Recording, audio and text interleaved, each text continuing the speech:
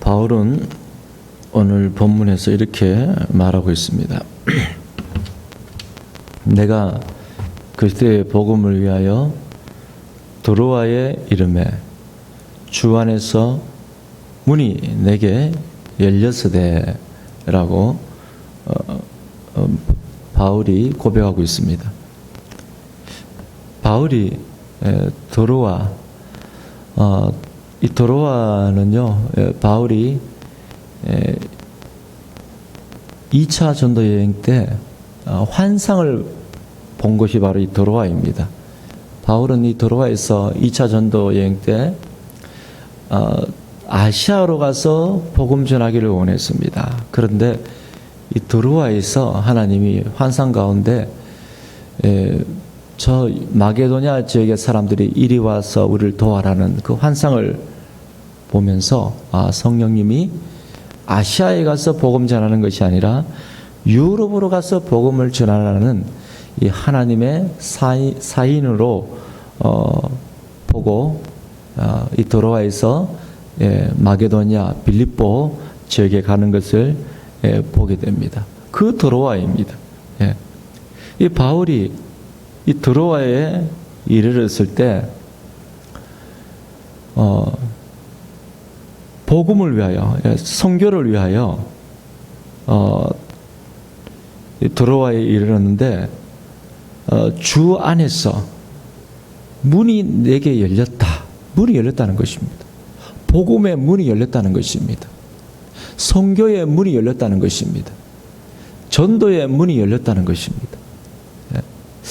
이 바울이 이렇게 복음과 선교의 문이 열렸다라는 이 말 속에는요, 이 선교와 복음 전도의 이 주체가 바울이 아니라, 복음 전하는 사람이 주체가 아니라 바로 하나님이 주체라는 사실을 보여주고 있습니다.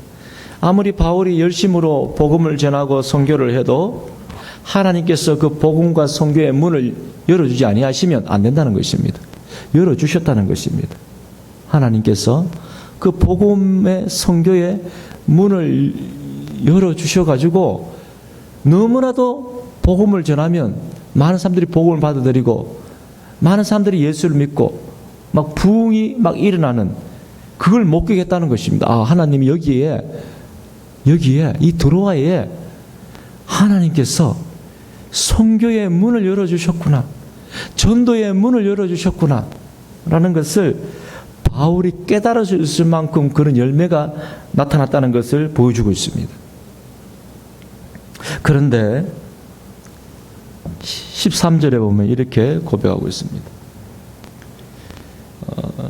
내가 내 형제 디도를 만나지 못함으로 내 심령이 편하지 못하여 그들을 작별하고 마게도냐로 갔노라 라고 이렇게 바울이 고백하고 있습니다.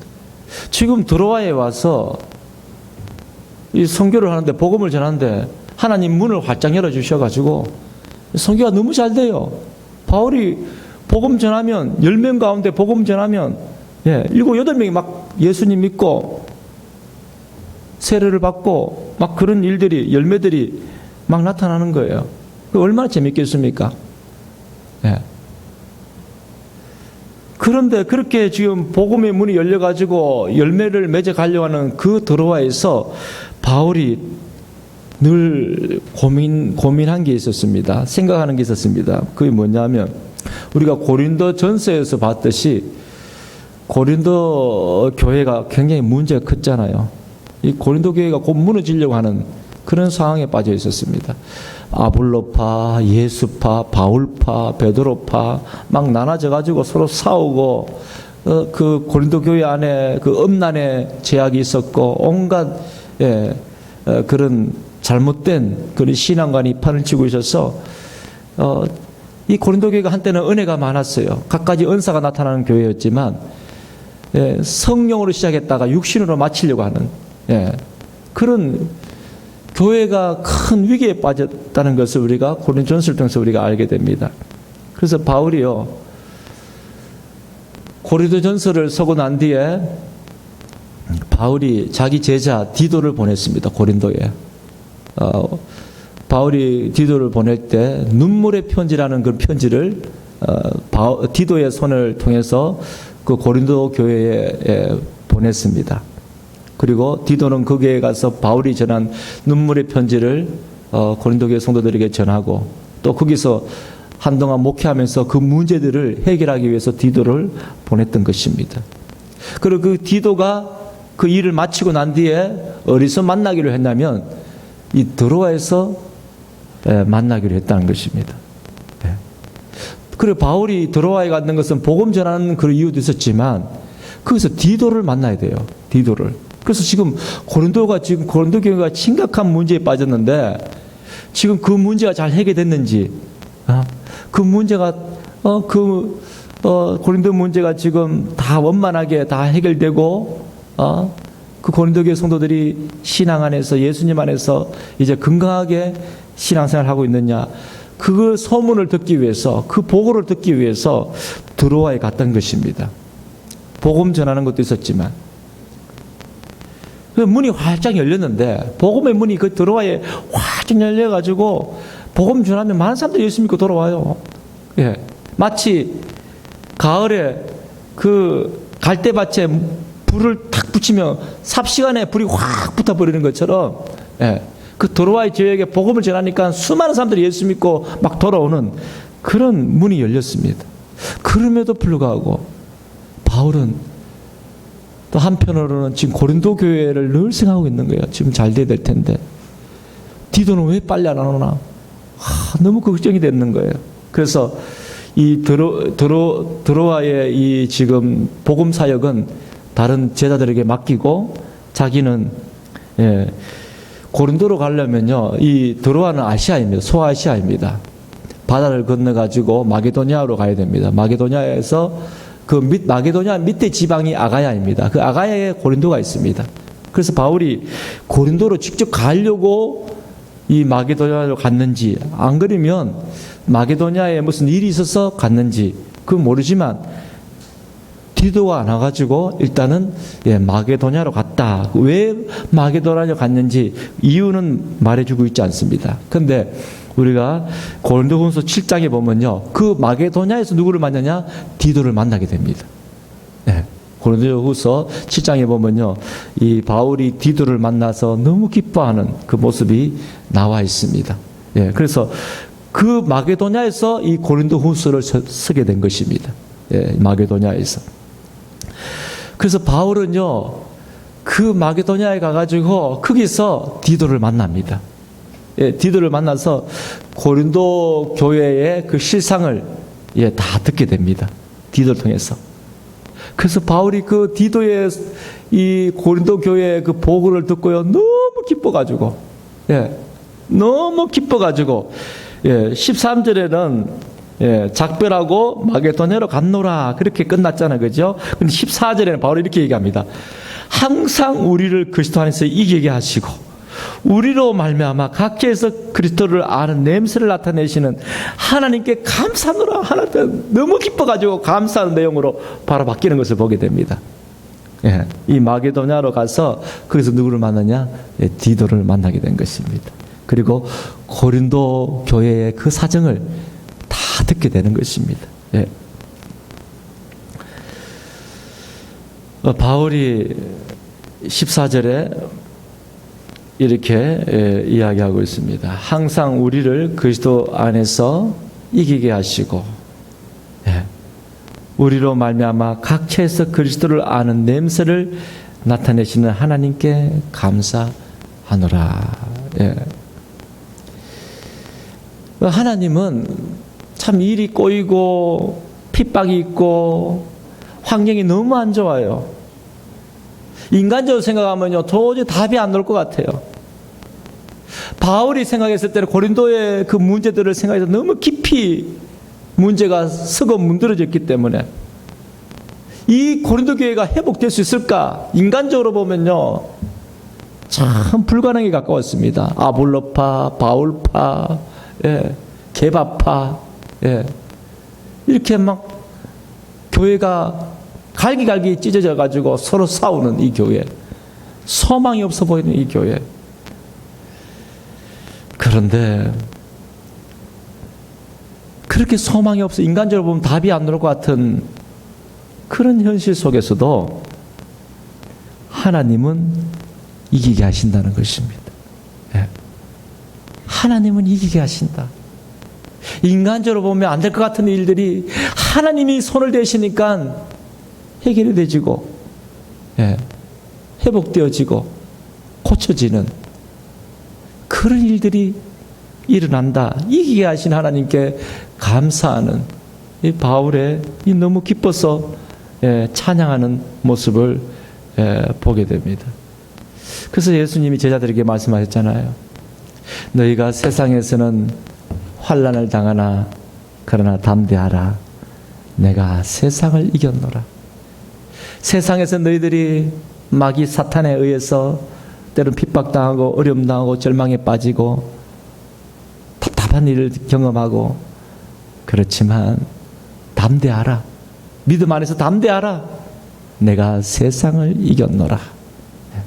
안 될 것 같은 일들이 이루어지고 변화가 안 될 것 같은 일들이 변화가 일어나지고 축복이 없을 것 같은 곳에 축복이 임하고 부흥이 없을 곳에 부흥이 임하는 회복이 없을 곳에 회복이 임하는 그런 역사들이 하나님 안에서 이루어진다.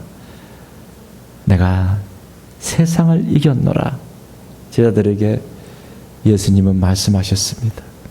그 말씀대로 수많은 사람들이 고린도 교회를 위해서 기도했고 바울이 고린도 교회를 위해서 기도했고 디도가 그 바울이 전한 그 눈물의 편지를 가지고 고린도로 가면서도 기도했고 그 고린도에서 짧은 시간 목회를 하면서도 기도하면서 눈물로 하나님의 은혜를 구하면서 고린도 교회를 위하여 목회를 하는 가운데 변화가 일어났습니다. 하나님의 역사가 일어났습니다. 회복이 일어났습니다. 그 일들을 바울이 들으면서 너무 기뻐가지고 그리스도 안에서 이기게 하시는 하나님, 우리로 말미암아 각처에서 그리스도를 아는 냄새를 나타내시는 하나님께 감사하노라. 예. 이기게 하시는 냄새, 생명의 냄새, 그리스도의 냄새를 풍기게 하신 하나님께 감사하노라 라고 바울은 고백하고 있는 것을 보게 됩니다. 그리고 15절에 우리는 구원받은 자들에게나 망하는 자들에게나 하나님 앞에서 그리스도의 향기다. 향기다. 예. 바울은 또 15절, 16절에 계속 향기, 냄새를 강조하고 있습니다. 향기요, 냄새다.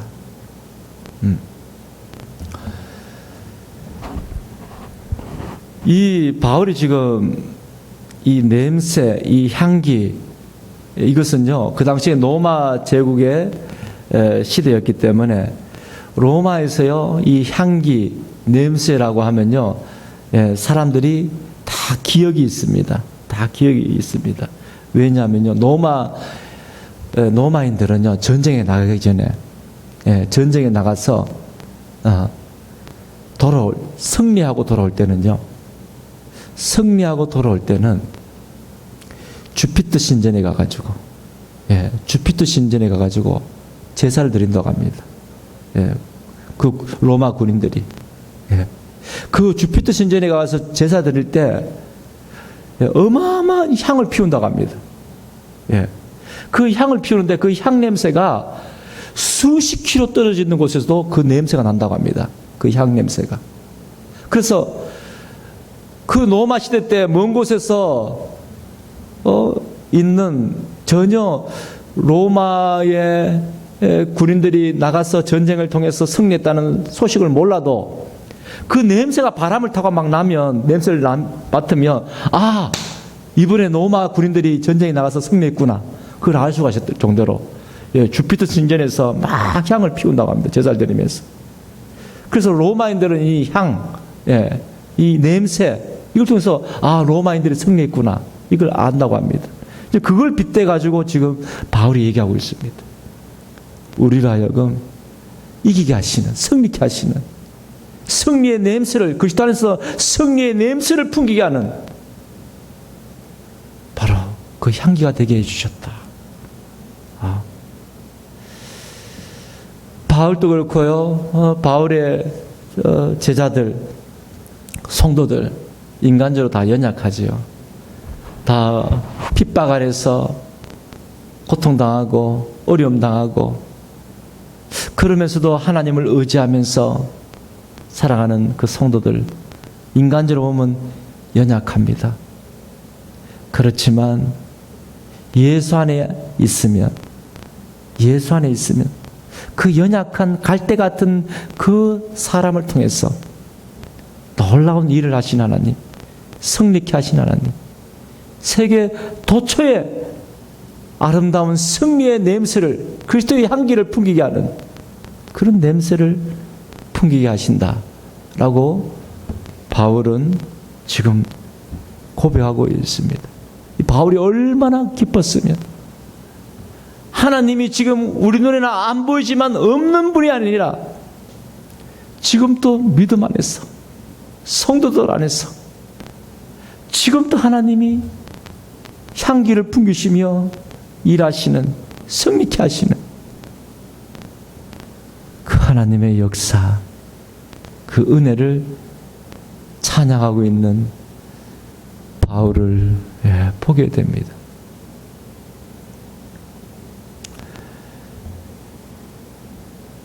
바울이 또 이렇게 고백합니다. 이 사람에게는 사망으로부터, 사람에게는 생명으로부터 생명에 이르는 냄새라. 누가 이 일을 감당하리요? 로마인들이요, 전쟁에 나가서 승리하면요, 그 전쟁에서 승리하고 돌아올 때 포로들을 데리고 온다고 합니다. 포로들을 다 포승에 묶어가지고 포로들을 데려오는데, 때로는 그 나라의 어떤 민족의 왕이 될 수도 있고 또 장군이 될 수 있는 그 적군들의 그 우두머리들을 다 데리고 온다고 합니다. 그 우두머리들, 적군들이, 포로들이 끌려올 때 승리의 군인들은요, 그 주피터 신전에서 그 향이 막 만발할 때 그 로마의 군인들은요, 그 냄새를 맡으면서, 이야, 우리가 진짜 승리했구나. 우리가 진짜 승리했구나. 그 냄새를 맡으면서 더욱더 승리의 그 기쁨을 만끽하면서 그 냄새를 맡는다고 합니다.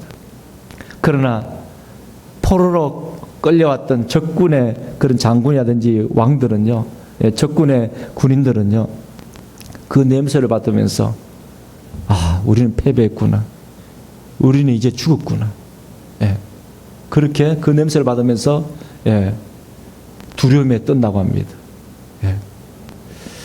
그 포로로 끌려왔는 그 사람, 포로들은요, 그 신전에서 제사를 드리고 난 뒤에 그 포로들은 다 죽인다고 합니다. 우리 바울과 제자들이 믿음 안에서 예수의 향기를 풍기며 살 때 그 예수의 향기가 구원받은 우리들에게는 생명의 냄새로 맡아지지만, 그러나 버림받은 사람들은 바로 죽음의 냄새다,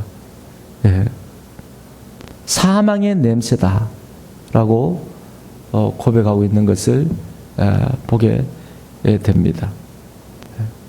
그렇기 때문에 어떤 사람에게는 사망의 냄새고 어떤 사람에게는 생명의 냄새다.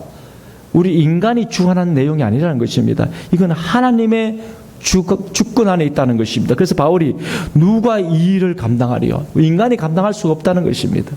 바울이 복음을 전하지만, 바울이 선교를 하지만 어디까지나 순종하면서 할 뿐이요, 그게 진짜 열매는, 생명의 열매는 하나님이 맺게 하신다는 것입니다.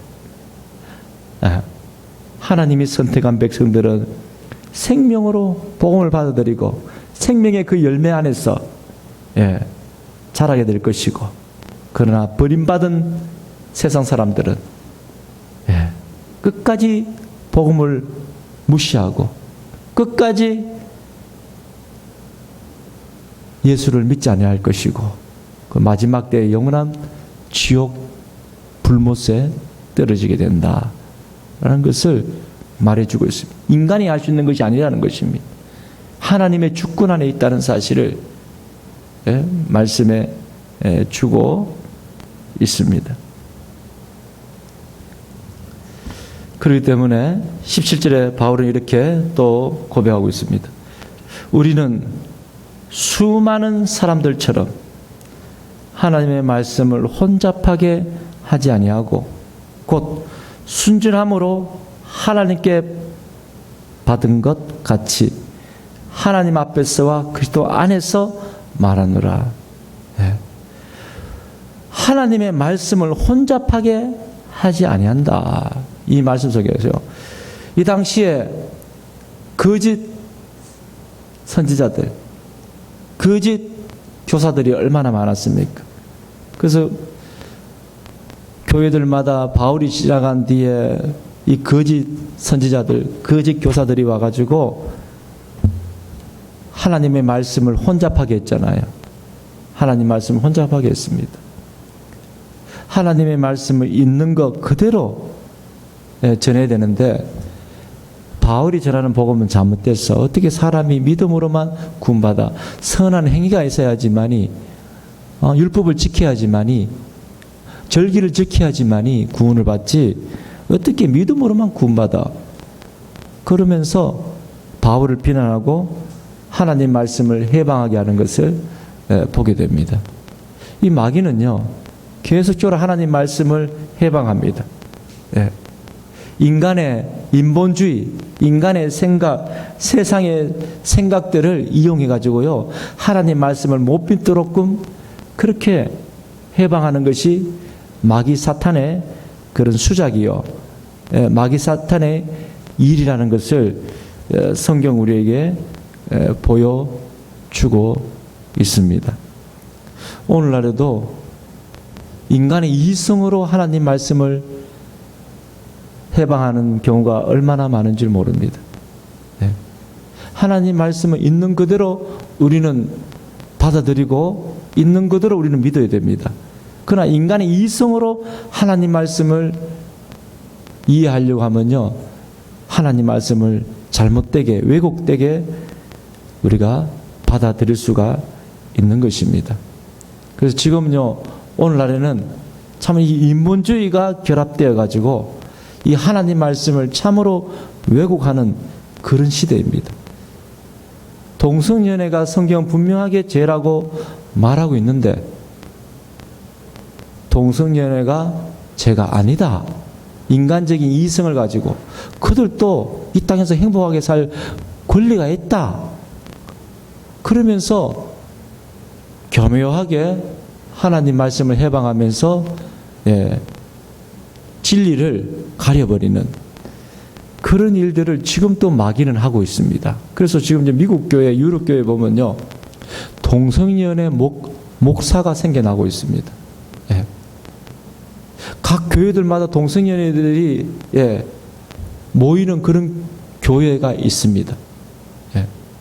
목사가 동성연애 주례를 씁니다.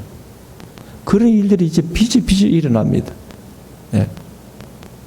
점점점 하나님 말씀을 왜곡하는 인본주의적인 사상이 하나님 말씀을 파괴하는 그런 일들이 계속 일어나게 되는 것입니다. 거기에는 하나님의 역사가 나타나지 않습니다. 거기에는 하나님의 그리스도의 향기가 나타나지 않습니다. 바울이 얘기합니다. 우리는 수많은 사람들처럼 하나님의 말씀을 혼잡하게 하지 아니한다. 바울과 같이 하나님 말씀을 있는 그대로 받아들이는 사람들, 인간의 이성으로 인간의 생각으로 하나님 말씀 받아들이는 것이 아니라 하나님 말씀 그대로 받아들이는 사람들은 그리고 그 말씀 그대로 전파하는 사람들은 그리스도의 향기가 될 것입니다. 세상에는 핍박을 당하지만 세상에서는 조롱을 당할지 모르지만 그게 진정한 능력이 있습니다. 그게 세상을 변화시켜 나가는 하나님의 능력, 그리스도의 향기가 난다는 사실을 성경은 우리에게, 오늘 본문은 우리에게 보여주고 있습니다. 바울은 오늘 우리에게 이렇게 말하고 있는 거였습니다. 오늘날에도 말씀을 혼잡하게 하지 말고 하나님 말씀을 있는 그대로 받아들이고 있는 그대로 선포할 때 오늘날에도 그리스도의 향기가 나서 이 아무리 세상이 악하다 할지라도 세상을 이기는 능력의 향기가 나도록끔 역사할 것이라고 바울은 지금 우리에게 고백하고 있는 것입니다. 세상이 아무리 변한다 할지라도, 아무리 오늘날에는 부흥이 안 된다 할지라도, 오늘날에는 개척교회도 안 된다 할지라도, 세상 사람들이 그렇게 말한다 할지라도 아닙니다. 예나 지금 하나님 말씀은 동일합니다. 오늘날에도 하나님께서 전도의 문을 열어주시고 선교의 문을 열어주시고 부흥의 문을 하나님 열어주시면 안 될 것 같은 오늘날에도 이루어지고 승리해 이기는 향기를 하나님 풍기게 하실 거라는 것을 오늘 우리에게 보여주고 있습니다. 우리가 어린아이같이 순수한 믿음을 가지고 어린아이같이 예수님을 믿고 끝까지 우리가 세상과 타협하지 아니하고 핍박이 오더라도 어려움이 오더라도 우리가 하나님 말씀 붙들고 예수님 붙들고 살아가면 거기에 아름다운 이기게 하시는 그리스도의 향기를 하나님이 지금도 풍기면서 지금도 하나님이 위대한 일들을 이루어 가신다는 사실을 오늘 말씀 통해서 우리가 찔림을 받고 깨달음을 얻고 이 말씀 붙들고 더욱더욱 우리가 믿음으로 전진하는 저와 우리 성도들 되기를 소망합니다. 놀라운 능력의 승리의 향기가 우리의 삶 가운데 풍겨 나올 것입니다. 기도하겠습니다. 하나님 아버지 감사합니다. 오늘 바울이 고린도 교회, 그 문제 많았던 고린도 교회가 많은 사람들의 기도와 바울의 기도, 디도의 기도, 디도의 그런 헌신을 통해서 하나님께서 그 고린도 교회를 변화시켜 주시고 놀라운 하나님의 영광을 드러내 주신 것을 보게 됩니다. 그걸 보고 바울이 한동안 낙심이 되고 마음이 염려가 되고 걱정이 되었지만 그러나 하나님이 하시는 놀라운 일을 디도를 통해서 들음으로 말미암아 역시 하나님은 이기게 하신 하나님, 각처에서 예수 안에서 향기를 풍기게 하신 하나님, 승리의 향기를 풍기게 하신 하나님을 찬양하는 바울을 보게 됩니다. 바울은 인간적인 방법으로 복음을 전하지 않았습니다. 세상적인 방법으로 복음을 전하지 않았습니다. 어린아이같이 하나님을 의지하고 어린아이같이 순수하게 하나님 말씀을 그대로 전하는 일에 열심을 가지고 복음을 전했습니다. 그러기에 하나님은 연약해 보이는 그 복음이, 연약해 보이는 그 하나님의 말씀이 놀라운 능력으로, 세상을 변화시키는 능력으로 나타난다는 사실을 우리에게 보여주고 있습니다. 하나님 아버지요, 오늘날 진화론이 판을 치는 세상, 인본주의가 판을 치는 세상, 우리가 하나님 말씀을 어린아이같이 받아들이고 신앙생활하면 조롱당하는 이 세상 속에서 하나님, 그래도 너희가 세상에서는 환난을 당하나 담대하라, 내가 세상을 이겼노라 라고 말씀하신 그 예수님의 말씀을 가슴에 담고 묵묵하게 어린아이처럼 하나님 말씀을 진실되게 우리가 받아들이고 어린아이처럼 그 말씀을 믿고 순종하며 나갈 때 우리를 통해서 이기게 하신 향기가 풍성하게 울려 퍼지는 하나님, 그런 놀라운 영광을 우리 모두가 보게 하여 주시옵소서.